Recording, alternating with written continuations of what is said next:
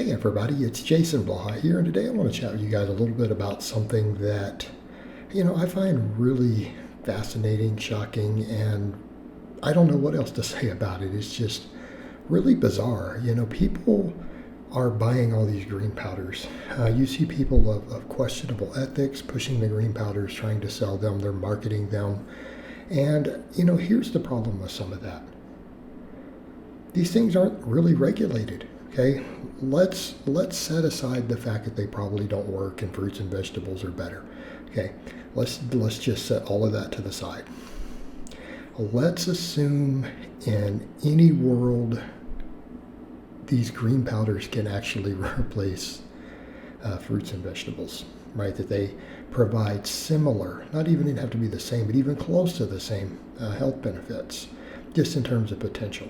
Okay, so we'll work off that presupposition, because that is what people who are buying them think. I don't think it's correct. I think that is absurd, but let's assume that it's not, right? Here's the problem. They're coming from the supplement industry. It's not regulated for safety, okay? And we need to be very, very clear on this. Agriculture is actually regulated, and I can't speak to every country on earth, okay? I cannot speak out every country, but I can speak about the ones I know of, and primarily the U.S. The majority of my audience are in the U.S. All right, all of our agriculture and vegetables and all that stuff here is pretty heavily regulated, okay? The FDA, the USDA regulates stuff. They find these companies. Our fruits and vegetables here are actually pretty high quality. I've lived abroad, and so when people in other places make the claims that their stuff is better or tastes better or fresher, I'm sorry, that's just simply not the case. It just isn't. Okay, it isn't. You people are fooling yourselves. I've lived in the UK. I've traveled to other countries. They don't even taste, as fresh or as potent, like the vegetables and stuff actually are even more bland in a lot of those places. But I'm going to set that to the side. Let's focus upon the nutrition end. We actually have pretty dang good fruit and vegetable quality within the U.S. It's very heavily regulated. Contaminants are there. There are caps on even how much pesticides and insecticides are allowed to be on there. The USDA, FDA, these people try to set safe limits based upon the evidence. In spite of the fact that we eat so much junk food here, these whole foods like this actually do have a lot of safety laws in place. And when there are problems, things get recalled, they get regulated. It's actually a pretty decent system. And I know a lot of people don't believe that because of a variety of conspiracy theories, and I'm sorry, but you are probably listening to people who don't know what they're talking about. And I'm not saying that's always the case, but when it comes to things like the food quality like that, yeah, absolutely. This stuff is tightly regulated. And the people involved in the agencies doing that absolutely do care. They absolutely do care. The people who work in those environments do really try to enforce this stuff. And it is looked at, and researchers do make the recommendations. The people who discuss this stuff are scientists. They are researchers. They are educated people who are trying to do their best to make the best guesses. So there's a lot of safety and regulations in place for these things. Okay? It's not the same case for the supplement industry. It does not have as stringent of safety standards. Okay? And you need to be aware of that. The supplement industry lobbied pretty hard, around 30 years ago, to get exceptions put in place for them to have their own set of rules, to be less tightly regulated. And again, I've made videos discussing that, of how all that works. Essentially, they produce a lot of products that don't work, and they don't have to work, and it's not in their best interest for them to work, because they don't want them to be regulated. If they're selling mostly placebo, there's less to be worried about. They give them a lot of leeway, a lot of wiggle room. Okay, they don't undergo the same safety standards or the same safety testing. They're not subject to the same rules as your food. Now, you get people go, but there's so much unsafety. Look at all this junk food, look at all this garbage. That's right.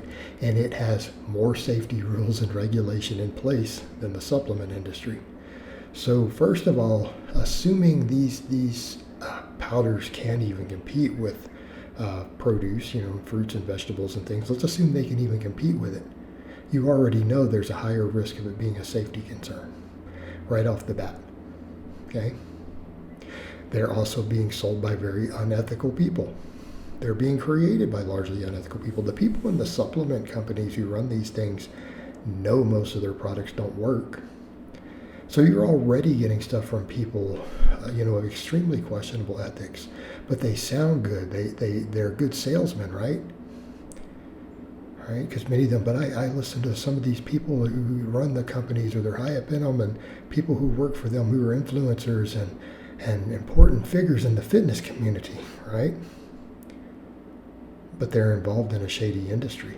So because they can be personable when writing or speaking or when on a camera, that is what you're going to base their integrity on.